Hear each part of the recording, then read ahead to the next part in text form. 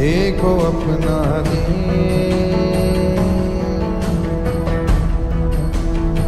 देखो अपना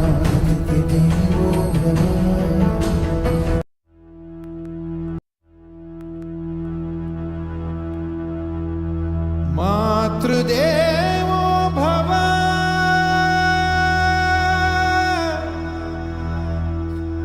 पितृदेवो भव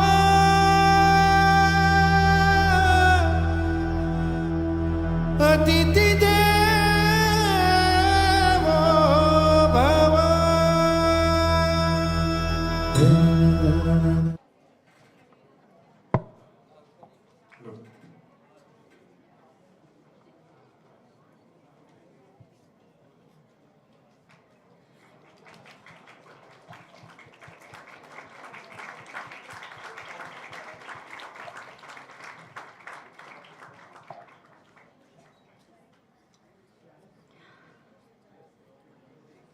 Good morning, everyone. Welcome to another session of the 6th National Conference of Media and Journalism. Where the word magic meets the power of media. I am your host, Tamanna. And I'm your co-host, Vedant.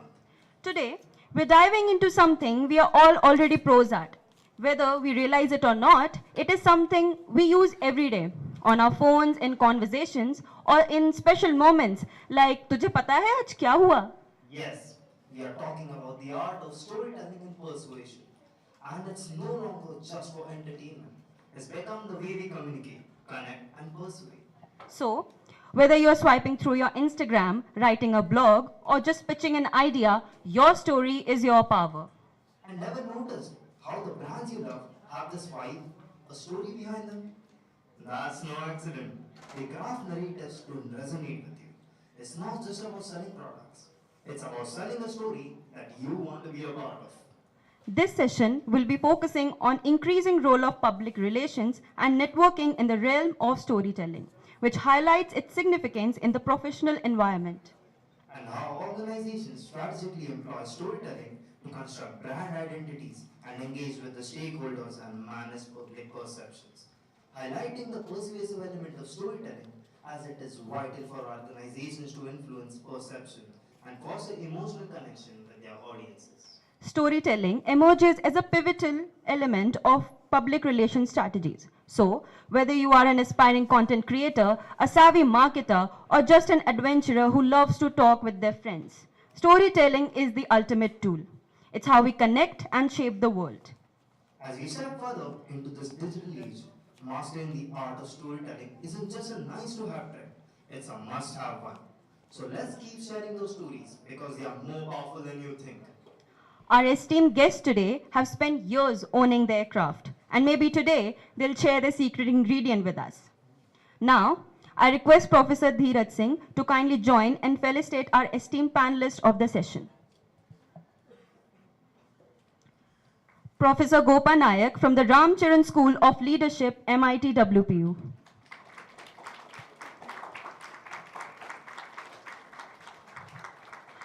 The driving force behind 100% PR, we extend a warm welcome to Mr. Tushar Joshi.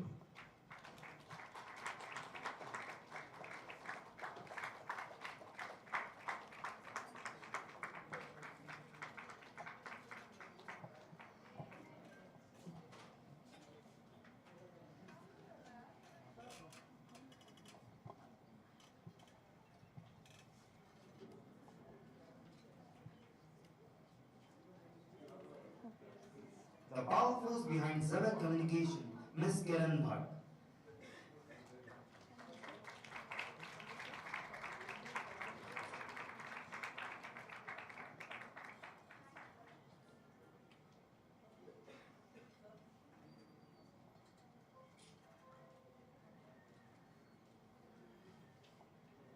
Each of our guests today have a unique perspective. So let's dive in and discover the art of storytelling together. Let's ignite discussions that resonate, spark ideas that echo in the headlines of tomorrow, and create a community that inspires and supports each other.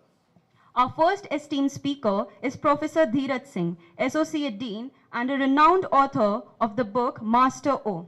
I request sir to kindly join us on the dais.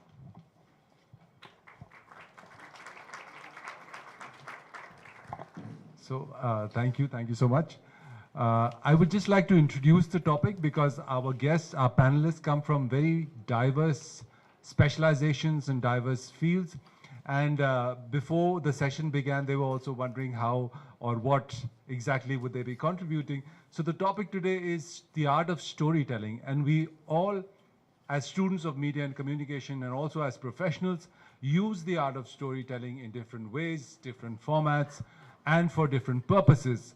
But the idea is to make a career out of it. And how do you make a career out of the art of storytelling is to be able to monetize or know how to use that tool of storytelling to your advantage, to be a business, to be a successful professional in that field.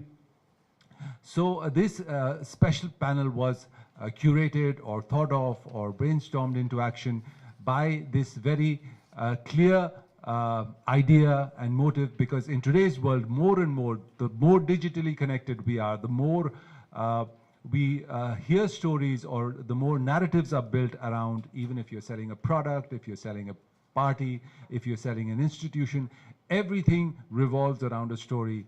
One of the biggest adages of branding is that don't sell a product, tell a story. And that is where most of our specializations or specializations of our panelists come into force, that they are extremely good storytellers, and they have utilized the basis or the foundational principles of telling a story to make their businesses, their careers. All our panelists have more than 20 years of experience in this field, and they're going to share them with you, their particularities, their specialities, and how they have made this extremely successful careers in the art of storytelling. So that is the purpose of this session today. And now I would like to give the panel, my panelists, the space to talk to you about their specialization. Later on, we'll have an open Q&A session where you will have an opportunity to put up your questions and your curiosities about how it's actually done, the brass tacks, and if anything else that strikes you as a question or as a curiosity that you want to ask a panelist. So thank you so much. With those words, I'd like to hand it over to the anchors.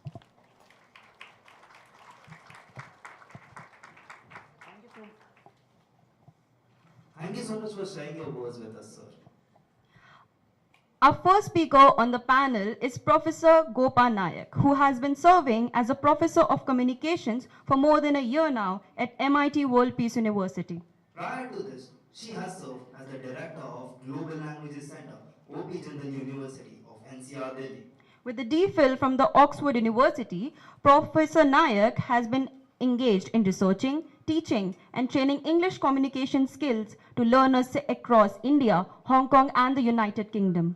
He has translated for Sahitya Akademi from Odia to English and vice versa, and published 3 books of poetry and edited book of translated short stories. We are honored to have her here today sharing her wisdom with us. I request Professor Nayak to please come and enlighten us with her knowledge.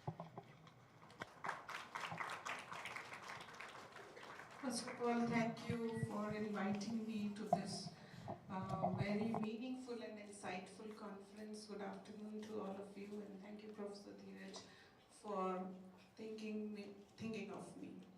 First of all, it's a very interesting topic, storytelling and persuasion.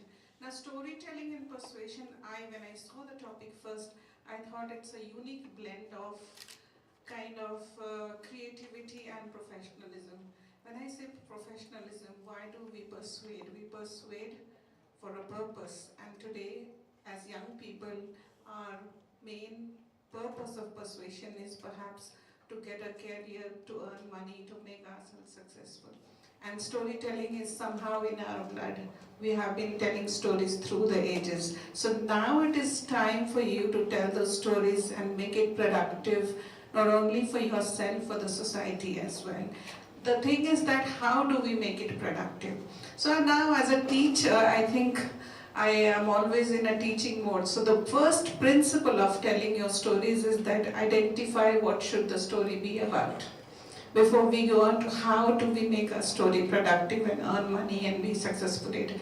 So the first lesson of storytelling is that you can tell story about what you know. Like the anchors introduced, pata hai kya hai, you know. So the thing is that we can only tell stories about the things we know. So the first thing is about that you have to be very clear about what your story has to be. And there are some universals in this world, like emotions. Your emotions will be shared by everyone in this world as a youngster. So the first thing I think perhaps you have to do, identify, is that if I'm telling a story about myself, what is that emotional content in that will appeal to all the youngsters or to the person who is going to pay me for writing my story. So if you can make this bridge between yourself and the audience, that is perhaps the first lesson you have learned of making your story into a productive profession. The second one is that you can tell only a story about yourself. And now yourself is not only your emotions but your culture. So your culture, your family, which is so rich, fortunately you are born in a country where we have multiculturalism, we grow up with multiple languages. We grow up with multiple festivals. We are a heaven for food. So everything that comes under culture, you experience it firsthand. So try and identify those cultural things which appeal to you, which becomes interesting for you, and take it to the world outside because they will find it interesting. So the first thing is that about your story and how your story is going to become meaningful is that your identity, your culture, or whatever you find it interesting in your everyday life, and then make it to appealing to another person. So selling stories is first knowing about how you tell your own story and then thinking about how to make it meaningful. Then and only then you can make it a productive skill and kind of make a career out of it. Perhaps that's my 2 pence on how you can make persuasion and storytelling, bringing them together.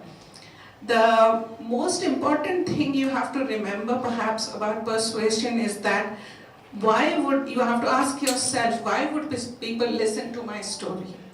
And if you can give yourself a very concrete answer, and not only concrete answer, try out that answer by telling your story and finding out. And this is your opportunity. Now you have friends as your audience. So if you can sell your stories to your friends who are least interested in your story, not those ones who are interested, but those who are not interested in your stories, and then only that is the first litmus test for you that, okay, my story can sell.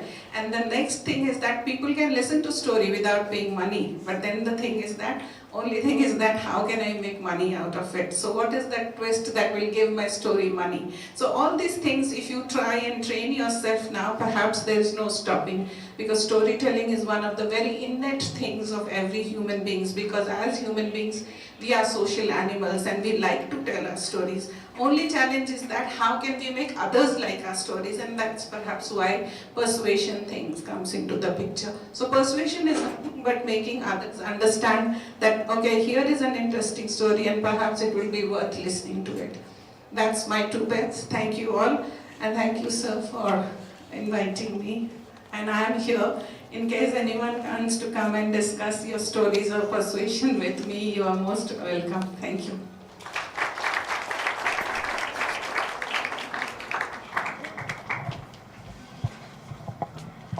Thank you for your kind words, ma'am.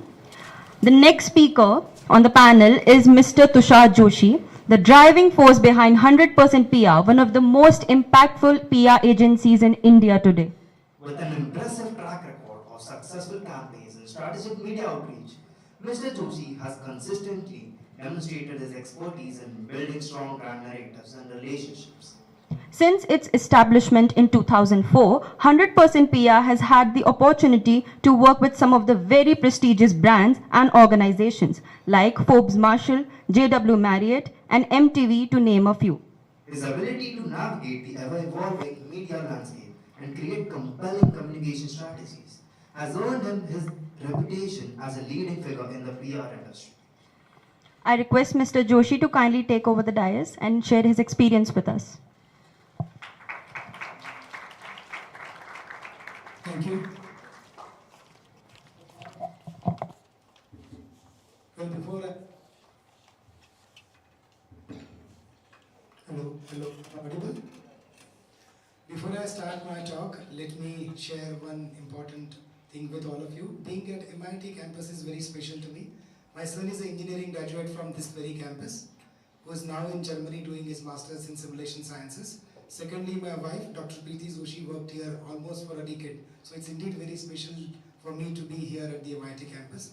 The second thing about today's event is that the people that I'm sharing the dais with, Mr. Dheeraj Singh, Kiran ma'am, who I had an opportunity to work with, and Gopal, that I just got introduced to. So in a way, the day is more special for me. Emotional connect with the campus and the dais, the sharing of dais with the kind of personalities I'm sharing with you today. Now, I am here to put the PR perspective in front of all of you about the subject that we are discussing today.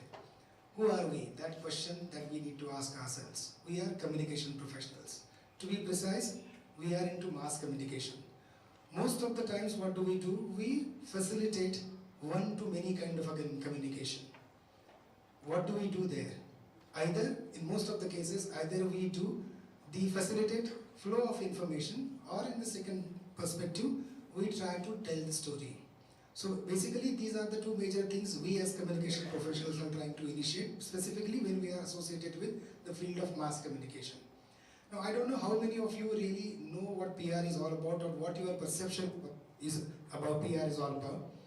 According to me, PR is a very subtle way of creating a perception or an image, which is a long process, which is not a very short process. But in the recent times, we've been watching that the subtle process is going more towards the propaganda or only the promotion point of view. When we think of 4 P's of marketing, definitely PR comes into one of the P's of marketing, which is promotion. But we need to understand the difference between the promotion and PR. PR is more about perception and the image building, as I said. And how does these two things are achieved? Perceptions or the image? By and large, they are because of the personal experiences that we get, because of the consistent third-party endorsements. These are the two main elements with which we either form a perception about something, or we create some image of anything or a person in our mind. So it is very important that it has to be a long-term goal of an organization or a long-term goal of a campaign to reach some kind of a level when it comes to perception or image. With I think with the last 2 lines which I said, that we are moving more towards the propaganda or more towards the promotion and forgetting the basic role of PR. I feel the time has come to reinvent the way we used to do PR. For the simple reason, the media landscape is changing. There was a time when the focus used to be more on the print media, then came the electronic media, and now you have a very dynamic, very scalable, very easy to analyze the results kind of a digital medium in place. So strategies are changing, strategies are evolving. So what do we need to do? We are by and large telling the story, as Gopaji said, that storytelling is an important part. If you see, most of the communication that happens in the world is more about either the dissemination of information or about the storytelling. What we really need to do today is need to move towards something which is called as responsible PR. We've been thinking, we've been talking, we've been hearing a term called responsible tourism as we all travel to different places in the world or in the country.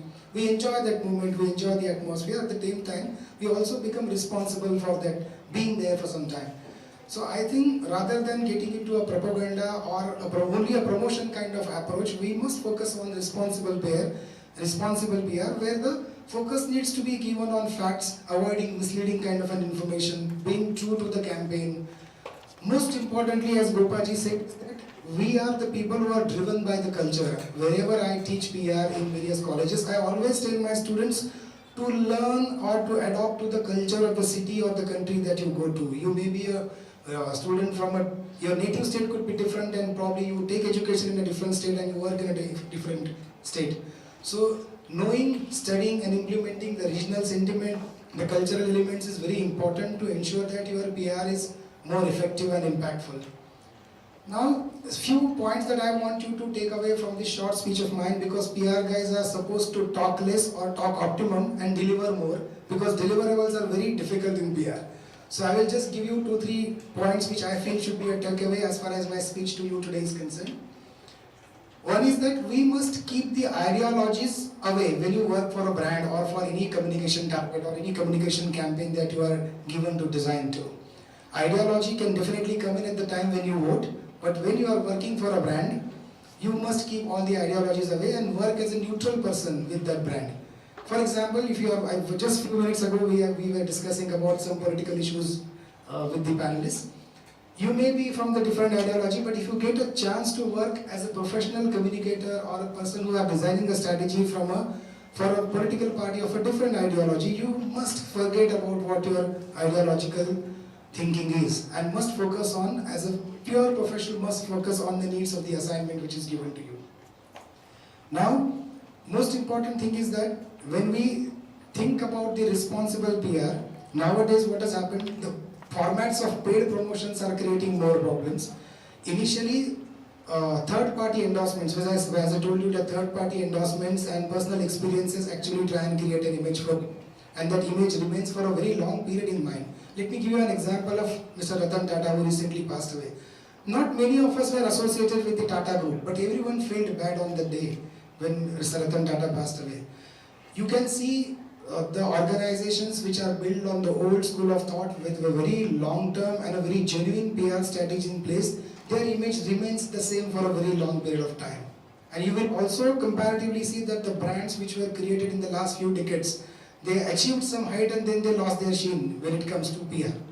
So PR, while doing the PR, we must consider the fact that it's a very subtle, long-term goal which is actively taking its space in the due course of time with a very, very positive thought behind it.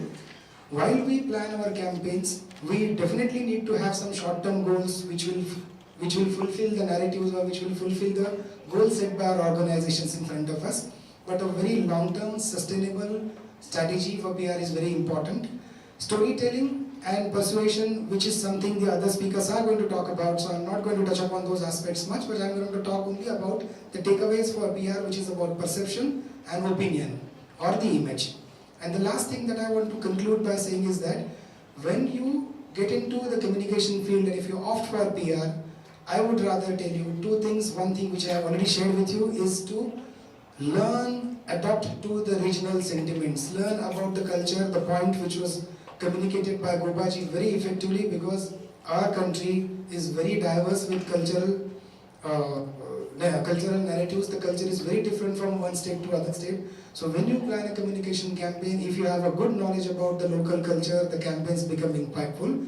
And last but not the least, I would rather tell you that to focus more on less number of PR activities but which will have more impact, rather than having more number of occasions to create impressions. Focus more on the more impactful and less number of PR activities. That's what I wanted to talk to you. Thank you for inviting me. If you have any questions after this, I will be happy to answer.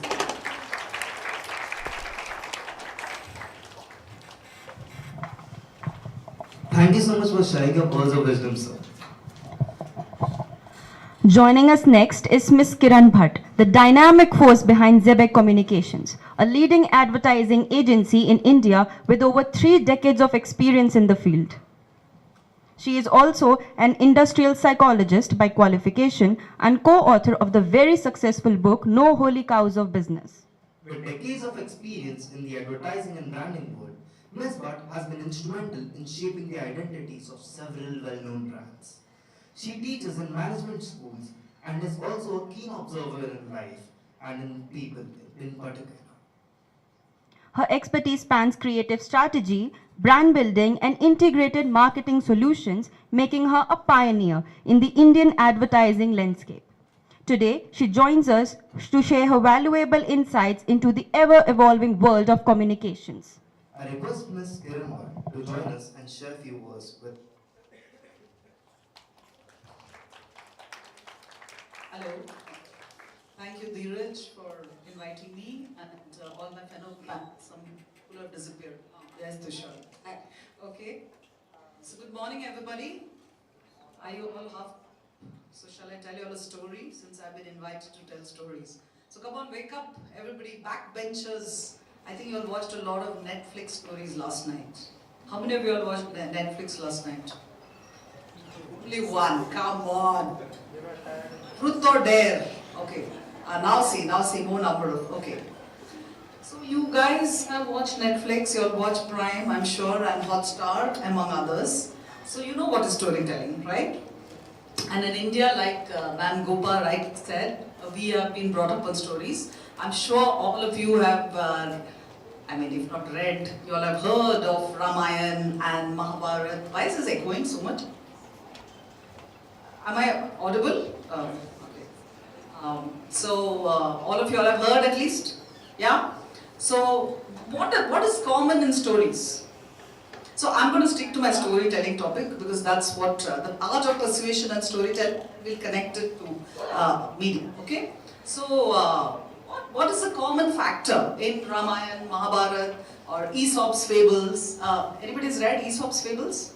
Okay, 1, 2, 3, 4, 5. So, okay, very interesting thing about Aesop's fables. When I read it as a child, I did not appreciate the moral or the common sense behind it. Okay, so a lot of things are common sense, right? But you cannot connect it. You don't understand its common sense. Aesop's fables actually is people to solve a problem in a very commonsensical way, which you only realize when you're an adult because you can connect the dots of Aesop's fables later. Okay, I would suggest go and read a few Aesop's fables. It's very, very interesting. Okay, so what is a common factor in a story or in any Netflix movie or serial what you watch? Come on, somebody tell me. What's the common? There's some common elements in a story. Come on, come on. I want you to wake up. Yes. Conflict, excellent. Conflict. Second. Sorry? Okay, there is romance, there is conflict, there is romance, and what else? Sorry? Mystery. Yes. And? Element of surprise. Nice. Very nice. See, when you are awake, you are so interesting. You can give me so many answers. Okay. Then? Climax and anticlimax. Very good. Yes. Villain. Exactly. Villain. There's always a villain and a hero. Right? So these are all elements of good storytelling. Correct? So there's always a hero and now see. People who have read, I don't know, what did you read when you were young or you watched television, whatever. You may have watched Shin Chan and I'm sure, right? Doraemon. Correct? So if you go to see, in every story, any interesting story, there is always elements, like you rightly said, conflict, surprise, there's a friend. And what do we normally do when we are children or even today when we are watching a very engrossing serial? What do you all do? Do we put ourselves in the place of the hero? Do we put ourselves? And which stories you all like more than the others? Like you'll say, "Arey, ye to karta hai ye film," or "This was very good." And each of you all will disagree. It's not, there are very rare times when we all, all of us agree that this is a great movie, right? Why? You cannot connect to that character. One of the principal reasons is not that there's no, the jury's out on that, whether there's a good story or a bad story, but it's a story, right? Some of the things which we don't like, a serial we don't like, or a heroine we don't like, or a hero we don't like, basically we cannot connect to that character. Am I right? Anyway, these kind of sessions are meant to be food for thought, so you can go back and reflect, okay? So now when we come to advertising, or let's say social media, or we are making a film, what do?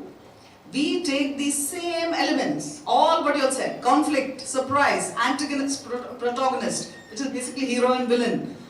What else did you all say? Whatever, or everything what you all said, every mystery, everything what we said, we take some of these elements of any good story and we put it out there. Now let's talk about the connection. Like how I said that some of the stories you can connect with, some of the characters you cannot connect with. Similarly, when we are making a film for a product or a service, we try to make it as close to the psychographic profiling. So let's say we are making something for pizza. Okay? Now who is the biggest consumer of pizza? Who is the biggest consumer of pizza? Urban Indians. Correct? Age group. Will a 50-year-old eat more pizza or a 20-year-old eat more pizza? A 20-year-old will eat pizza. Male and female. Right? Where are they going to eat the pizza? They're going to eat it mainly out of home or they'll order it home. Correct? So we have established. So urban Indian. So now if I've got to make a story about pizza, is it a good idea for me to show a hero or heroine in Jumrimalaya? Or would it be a good idea to show them in Bombay or New York or Hong Kong? Where? Where? Obviously, or in a college setting or something which they can relate to, right? Now similarly, if I have to make a jewelry ad, okay, let's say a heavy, not heavy wedding kind of jewelry ad. What will I do? Who is my target audience? What is the story I'm going to tell? Okay.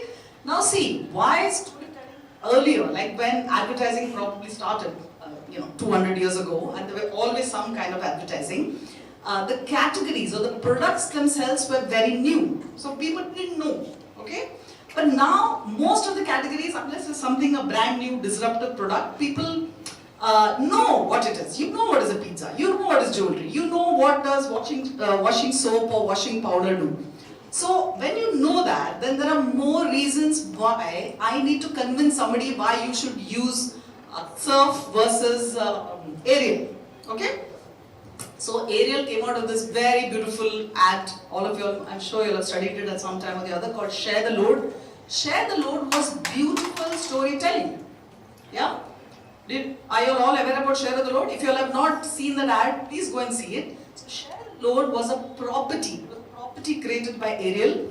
So that, what was it? It was beautiful storytelling. They created, again, there was a very mild, there was a surprise element, and there was a very nice way they tried to create societal impact, which is, they kind of told men in a non-preachy way that you should share the load. Okay? It was a beautiful connection. What does share the load got to do with washing powder?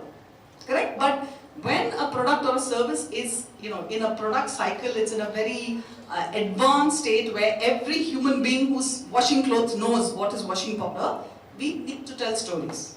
So one of the reasons why storytelling today is in a very big way. So if you go to see, any of you all follow Danish Seth from Bangalore as a content creator, influencer? Have you seen any of his videos?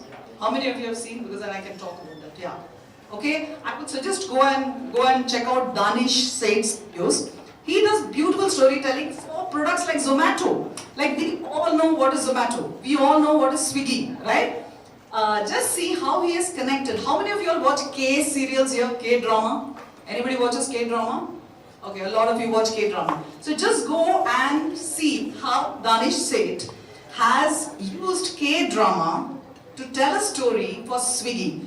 It's absolutely fabulously done. Okay, so what he's done is, he's pretended he's the K-drama hero and the heroine, because he's both. He normally assumes the role of the male and the female, if you ever watched Danish Seth. I mean, that's the kind of content he creates, and he's beautifully said what the story, what the whole thing is about, that you can order Swiggy Mart. In Swiggy Mart, you can order things in 5 minutes. I mean, 5 or 7 minutes you can. So he's beautifully connected it. Isn't it a beautiful way to tell a story and connect people, connect his own audience to Swiggy Instamart, which is actually a 5-minute delivery, which is a purely transactional business. What is transaction? It's absolutely transaction. What is it? It's basically a delivery. Correct? But see the way he has woven the story. So, essentially, how much more time do I have? I'll wind up in 2 minutes. So I think I've connected the dots for you all. So, the reason why storytelling today has come of age is, 1, it's an age-old tactic. 2, is a great way to connect with your audience. 3 is very boring categories. You can make it interesting by telling a story. And main thing is that the audience, any kind of piece of communication we create, we should try to create with the audience. Whether it's a very boring piece of paper, it could just be a letter, which is meant for your professor, or vice versa. Try to see that there's a connect, and the takeaway in the communication is very clear as to what you want the other person to understand. And one way to do it is tell a nice story. Even when we present something, we can present it in such a way that there is a context to it and it is of interest to the other person. Yeah? So I think with that, obviously you can ask the panel. Thank you so much.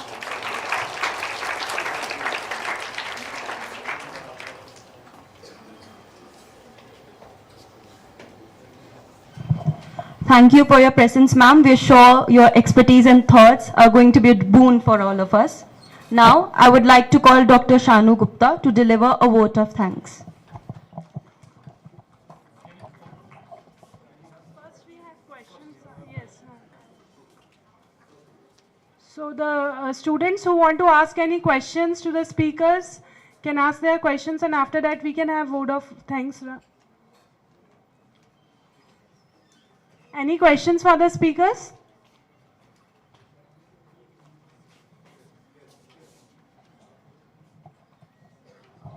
Ma'am, I want to ask to you. My name is Rahul. What are the recent innovations in bio of yours mentioned your integrated marketing communication? So what are the recent innovations in that sector? Can you give some examples how to understand it from the current point of view? Is it the So the biggest innovation today is there's a very thin line between various media. Okay, so for example, anything what we do, we need to amplify it. So for example, now the recent example is, there's a mall called Amanora in Pune. So we just kind of did a relaunch for them, including a logo revamp, etc. So what we did was, so normal integrated marketing has like a billboard, digital media, print media, PR, etc., etc. Okay, so in Zebek, we have devised a new thought leadership concept called spherical marketing. So what is spherical marketing? Essentially, consumer becomes the key for receiving the messages, because all of us, we consume media very differently. Okay, for example, if I'm on Twitter, me personally, I follow financial thought leaders. Okay. But if I go to Economic Times, then obviously I want to see what's happening in the country, what are various brands doing, or obviously government policies and stuff like that, right? If I'm on Instagram, I go to Instagram purely for relaxation, not for any thought leadership. So I want good, entertaining content, fashion, trends, maybe nice Instagram recipes, etc. So the current trend is that, so even if you do a billboard, so let's say we do a billboard is normally a very localized media, right? Print media also, if I take, let's say I only take a Pune Times of India, it's very localized. So what we do is, we take a billboard and we maybe create a 3D or a CGI out of it and amplify it on social media. So the billboard also becomes an amplification piece versus a localized media. So everything is amplified, right? Now see PR, for example, Tushar is in PR. So PR, he would have digital PR, print, etc., etc. What we do is, once a PR piece comes, once it appears in wherever, then we again amplify it. So we would, let's say there's an interview. Let's say he was doing whatever, some industrialist interview or a politician's interview. We would take bits and pieces of it. So suppose, for example, it's a 20-minute piece on ETV. Or on let's say on CNBC, okay? So what we would do is, 20 minutes we would break it up into 1.5 minutes of 7-8 segments, and we would release it on reels, with post copy. So otherwise, earlier days when you do PR, it would come on CNBC one day and it's over.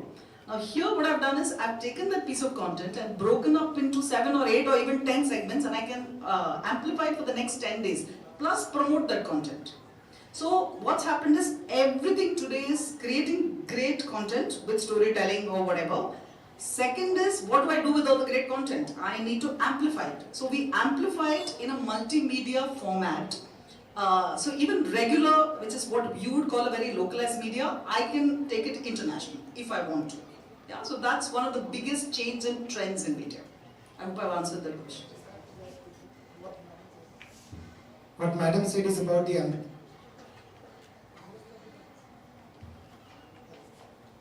Hello. Most of the times things that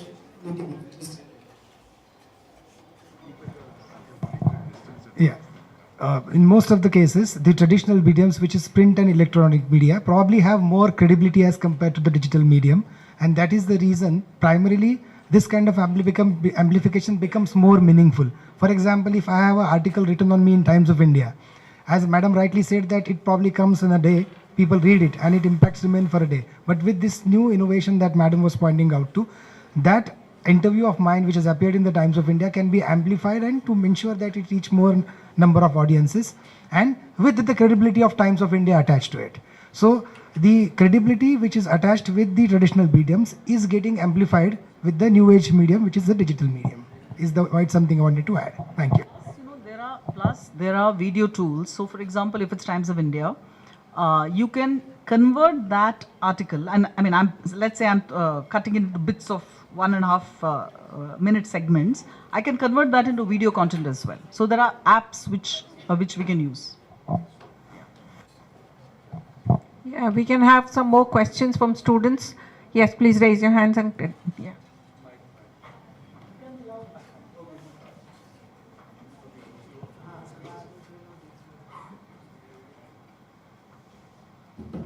Hello. Yeah. So, good afternoon, sir. Myself, Swamidas Nair. I'm a first year MAMC student. So, my question is negative PR a good PR? What's your opinion on that? Because we hear a lot of narrative about it, especially in today's time. So, what's your opinion on that? I would like to know. Thank you. Very good question, Swami. Negative PR strategies were thought initially to see basically for any communication tool, the basic objective is to garner the attention. So what way you garner the attention? Probably we try to get the attention much faster when the negative things happen as compared to the positive things. So maybe at times, especially you could see the controversies surrounding the films. So films is one category where negative PR is thought over, well planted, so that the discussion about the film starts, and then probably we put the narratives in place which will probably benefit the film per se. But whether the negative PR is right or wrong, it actually depends on the purpose for it is planned, and most importantly the result. If you achieve the result, it is just like a cricket match. If your strategy was right, if you take a decision, and if you win a match, then the strategy was right. And if you lose the match, it was a very wrong strategy. But at times you need to take the risk. But I would rather urge that rather than formulating a negative PR strategy, which is a very short-term kind of a goal that we set for ourselves, because it's very topical or very specific to that particular need. In my speech I said that it's fine, sometimes you need to do it. But PR is a very subtle and long-term process of creating a nice image or perception for a very long period, as the way Tata Group has created for them. I'd also like to add that negative PR is such a sort of untamed beast. It doesn't always work. It may work once or twice, but if you make it your template, you are bound to fail. Whereas the positive PR is 8 out of 10, 9 out of 10, it works. The same can't be said of negative PR. Even in films, if you're making it a strategy of every film that you are releasing, people will see through it and just like not go to your film opening. So it doesn't always work. But the only thing is that it happens very quickly. But it also attracts audience towards That's what. The attention is far more quicker as compared to any kind of positive stuff. So negative PR strategies, some negativity element attached to a PR strategy that you devise is sometimes required, but as Dheeraj sir said rightly, you should be very careful about strategizing and using it when it comes to PR and having a negative element attached to it. Thank you, sir.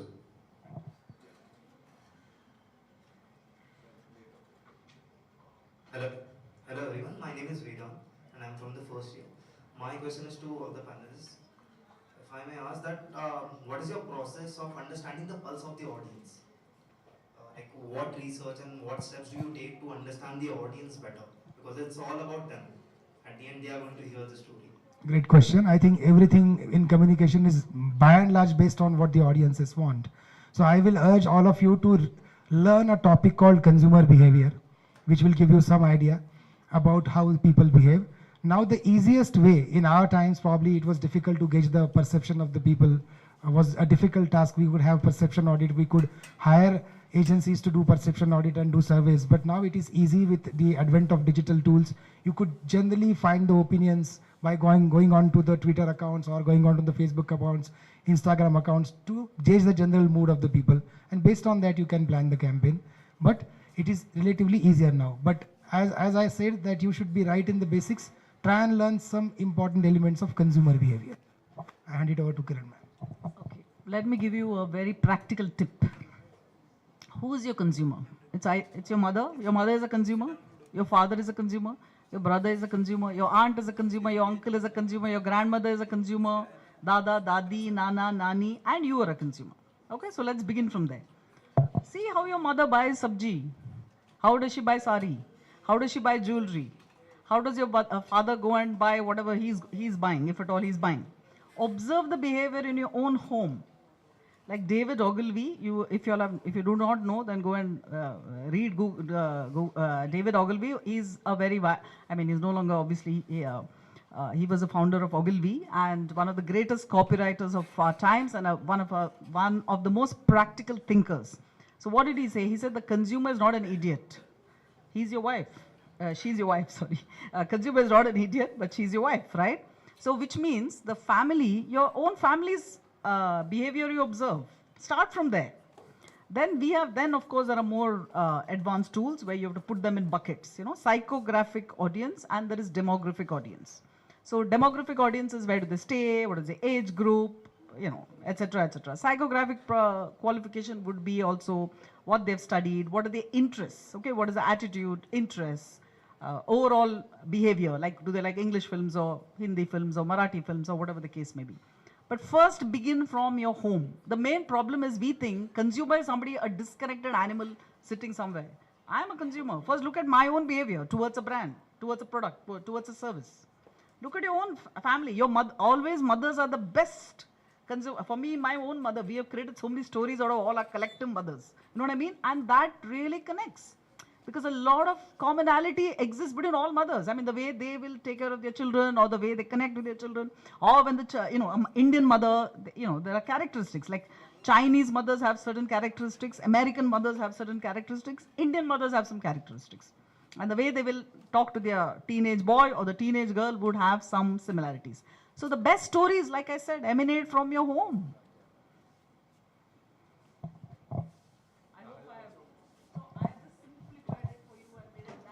That is excellent. Actually, you've given him a formula. And a lot of advertising officers used to say that if someone comes up with a copy and a new tagline, they say, please convince my mother about it because she's the biggest buyer or consumer of my product. Yes, please go ahead. Hi, so my name is Amita and I had like a general question. It's about stories. So are you aware of the whole Zepto notification?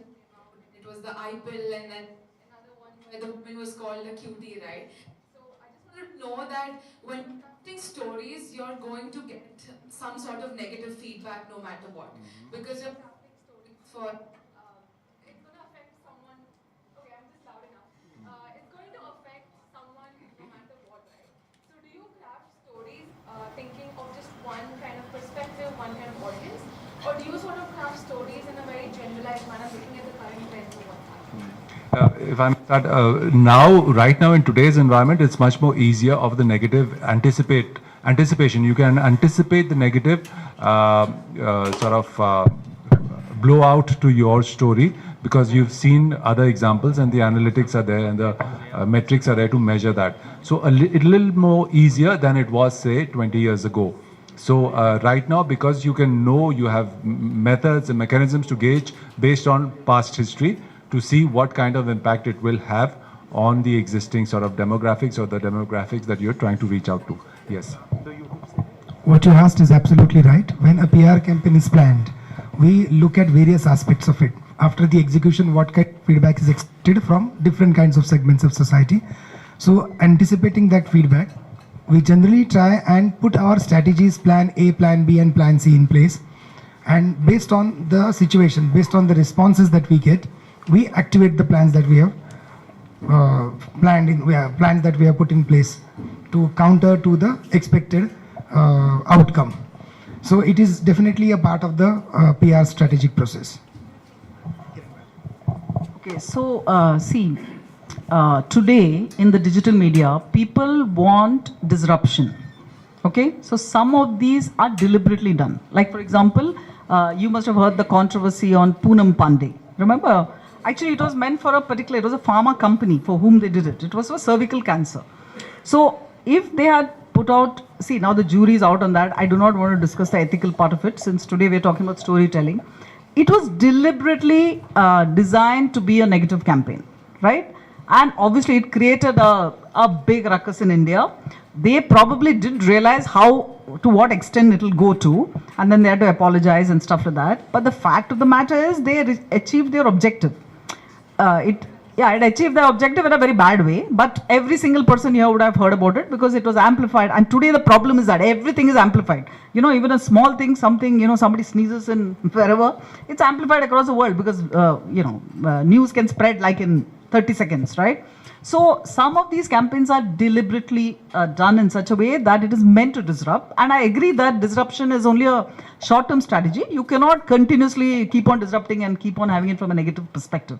But yes, some of them are deliberately done for the purpose of disruption. And today, more and more, if you go to see more and more campaigns, they just want to be disruptive because the attention span is very little of people. So they want to do a very quick hit and run. You know what I mean? It's like a quick hit and run.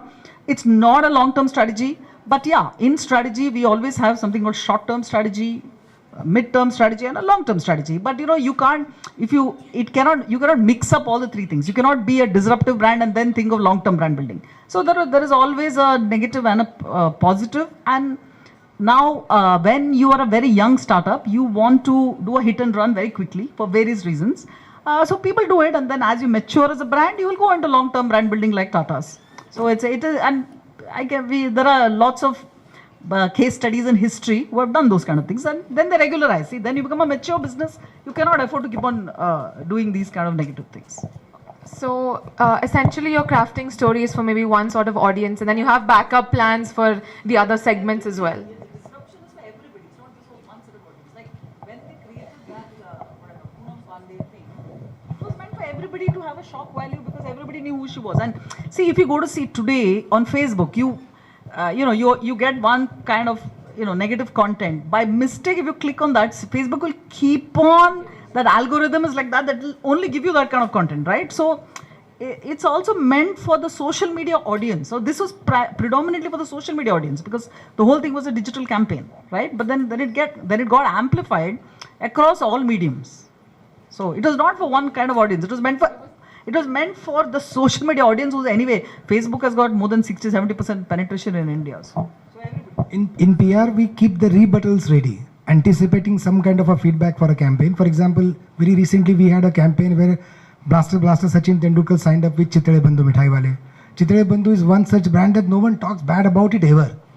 So analyzing that campaign, and if any kind of negative feedback coming, we are a team of 10 people continuously monitoring all the social media handles, watching the content which is coming as a response to it. Because for a brand like Chitale Bandhu, if a negative sentiment comes in, it is a big loss to the age-old image that you have created over the last 70 years. So it was very important.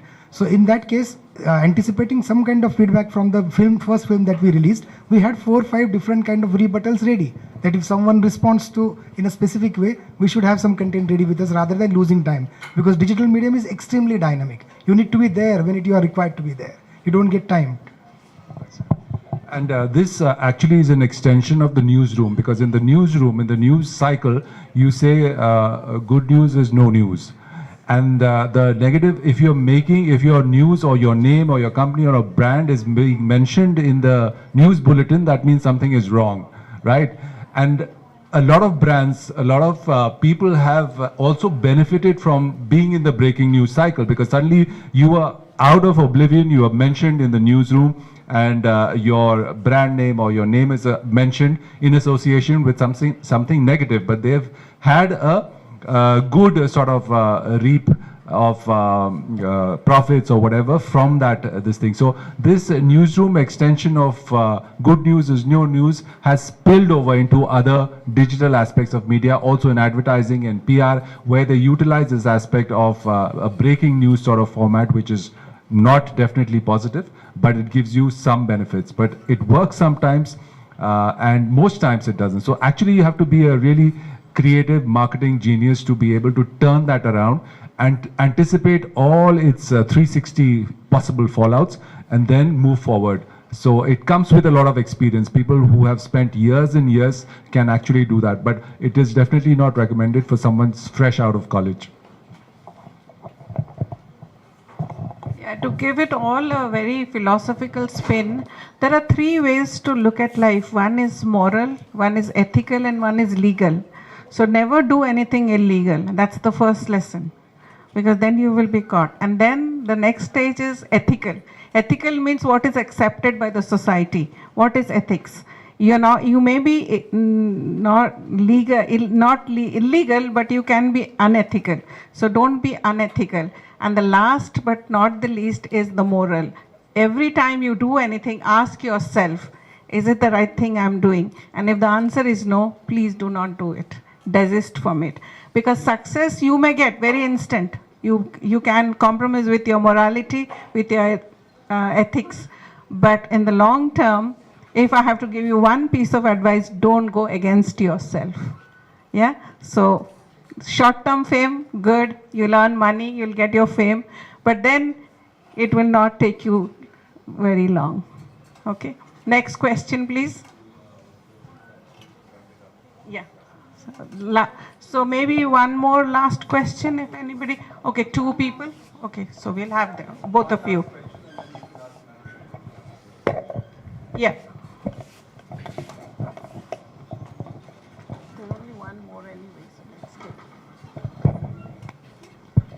Good afternoon to everyone present over here. My name is Asmi Arora. I'm a first year master's student. And my question to you would be, how can you balance your own creativity with the marketing objectives when you're telling a story? A tough one, I guess. Let me give it to the professionals. There is something called as personal creativity. You need to be true to the task which is assigned to you. You just need to follow the objectives which are given to you. Of course, your personal expertise, your personal skill adds to it, but matching or enhancing is important to give to the task that is given to you, is what I feel. Maybe Kiran ma'am can add more to it. So let me disillusion you. I agree principally to what Tushar said. So the first disillusionment, which I'd like to set for you, and basically it's an expectation management. See, if you want to be personal creativity, isn't that what you asked? Then, you should be like M.F. Hussain doing fine art. Or you have to be a poet. Okay, a poet is a personal creativity. Fine art is personal creativity. But when you're doing commercial creativity, then we have to do like what he rightly said. We have to do what is good for the brand. Not my own ego and my own creativity does not come in the way. But I use my creative skills for the brand. It's always the brand. Always, always, always. So, I hope my answer is clear. And creativity also comes with practice. So if you have enough and more years of doing the same thing, you will become an expert at doing it. And you can do it, again, it's your talent that you've honed over the years, and you have become an expert at it, and you can utilize that talent to, again, monetize your craft. In fact, M.F. Hussein's example is a very good example. He was a genius of marketing himself. He created events around himself like no other artist before him had done. So actually he was a marketing genius. He was not just a fine artist sitting inside his studio and painting. He was a marketing genius. He made events out of very, very small occasions, like walking bare feet, coming to a grand opening in the Taj or someplace just with his brush and painting something on the spot. So he was actually a marketing genius. So creativity comes with practice, and like any other skill, the more you practice, the better you get at it. The last question from you, and then we'll close. Yeah? Hello, I am Jia. I am a first year BA student. I had a question regarding influencer marketing. How big of a role do that play in PR industry, and how do you know that which influencers to collaborate with, and do they actually have a big impact on the audience? Well, use of influencers have really become large and big in the last 4 or 5 years per se, because content creators on digital platforms are becoming important. They have a very specific identified target audience associated with it. In our times, the influencer was a journalist, because journalists would communicate what I wanted to communicate about my client to the people at large. But it was purely on the basis of merit by and large. If I give a good story about my client to a journalist, then probably he was interested. With influencers, it is more about money, because it's a business for them. where in our times journalist was paid for the job. What he actually wanted from us was the exclusive content, so that he gets the credit for getting that exclusive content with me. The second question that you asked is about what kind of influencers that we need to collaborate with. As many questions were asked before, that you need to identify your target audience first. When we are clear about the target audience, then you can think about whether that kind of target audience is part of the audience of the influencer that you wish to associate with. For example, recently there was a movie on Swatantraveer Savarkar, which was where Randeep Hooda acted and played a role of Savarkarji.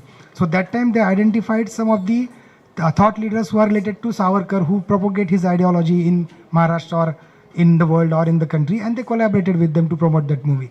So in a similar way, you identify what your need is, what your audience is, and then find an appropriate collaborator as an influencer, and then the commercial part comes in, how much money needs to be paid to him. But I think Kiran madam would be able to add much more to this. So, content creators and influencers, they're two different categories actually, but they play a very big role today, especially in all areas, whether it's politics, whether it's brands like makeup or delivery. Like, I gave you a very good example of Swiggy Instamart. So that is pure delivery. I mean, it's just a logistics service provider, right?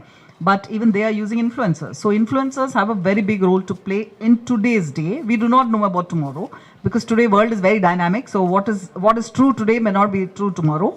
But today, yes, they are playing a very good role. Now let's look at politics. Tushar probably can answer that better. The guy Rati, he created a lot of disruption. He sits out of Switzerland or wherever and creates content, but he's got millions of followers, and political influences were very big in the last thing. In fact, Narendra Modi himself had a conference where he invited, a whole day conference where he invited all the influencers of the country. What else was it but a mega PR exercise? It was a fabulous idea anyway. But I mean, so I don't need to tell you any further. When the Prime Minister of our country is calling influencers across India, influencers he had called, no? From I think they were like anybody who had above 1 lakh followers, I think were invited. And YouTube, Instagram, Facebook, so nothing was left, Twitter. So you can well understand how important today influencers are. So influencers is nothing new. Earlier the influencers were the celebrities. So today the influencers and these smaller content creators, they themselves have become very big celebrities because they have equal millions of followers. In fact, I think today celebrities have to compete with the influencers to probably get a foot in. Yeah. So they play a very important role as of today. Tomorrow, if I come back and speak in your college, things may be different. So I have the reserve. I have the right. I reserve the right to be. Also, I think the collaboration, you asked a point about collaboration. It's also very intuitive. Like you agree and accept someone else, and you think that your brand and that person's brand is going to be a good as a collaboration. So you reach out to that person saying that let's do something together. It's a very based on your human emotions and what kind of things that other person that you want to reach out to evokes in you as a consumer. You are consumer of his or her content, and he or she may be following you as well. So it depends on how you vibe with each other, and you can become collaborators in that process. A lot of influencers and content creators do that as a practice, so it works. Just to conclude, from my end, it is just like identifying a brand ambassador which is appropriate for your brand. I'll just give you a quick example of Chitale Bandhu and Sachin Tendulkar, which I just talked about. Chitale Bandhu is a homegrown brand from Pune, Maharashtra, which is a Marathi brand, but it is a global. Similarly, Sachin Tendulkar is a Marathi-speaking guy, but a global icon. So that collaboration probably works well to ensure that Chitale brand reaches to more number of audiences across the globe. Yeah, that's it. It's actually a brand fit. Like for example, I mean Chitale Bandhu and Sachin Tendulkar, it's a good legacy brand. So it is a very good fit. So either way, see, there's a lot of disruption. It's not that there are so many rules. I mean, disruption is basically you break the rules. So I don't think at this stage of your life, you should look at too many rules for creativity. You should, in fact, use your imagination. So then the rules will follow. Yeah. Yeah, thank you everyone for your insights. Let's conclude the session. Thank you for your expertise, all the panelists. Now I'd like to call Dr. Shanu Gupta to deliver a vote of thanks.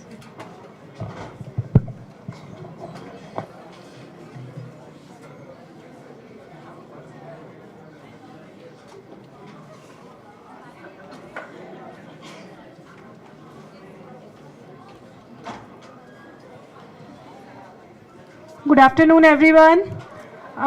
Esteemed speakers of today's session, faculty members of Media and Communication, and dear students. I am Dr. Shanu Gupta, and it is my absolute honor and privilege to stand here and giving the vote of thanks today on the second day of National Conference on Media and Journalism, the Emerging Landscape, Media and Society.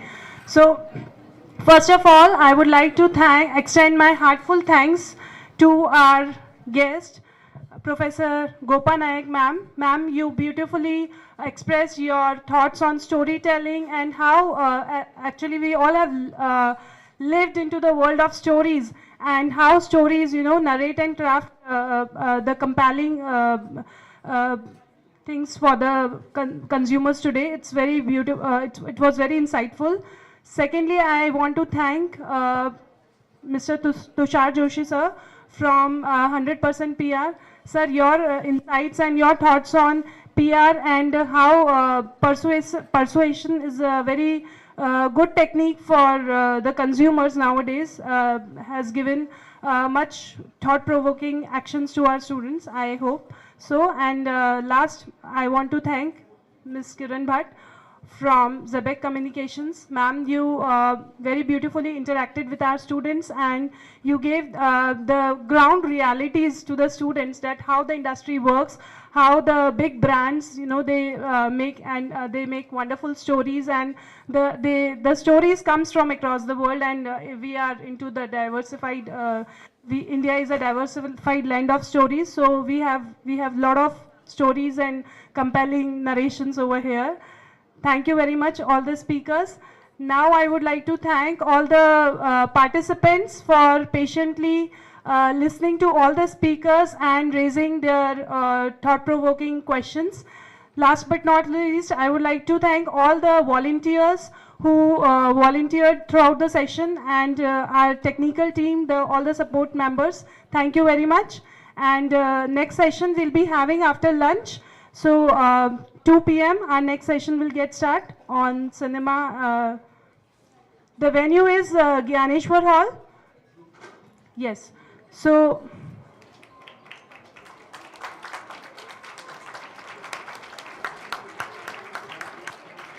I request all the speakers to please have these brochures and for a group.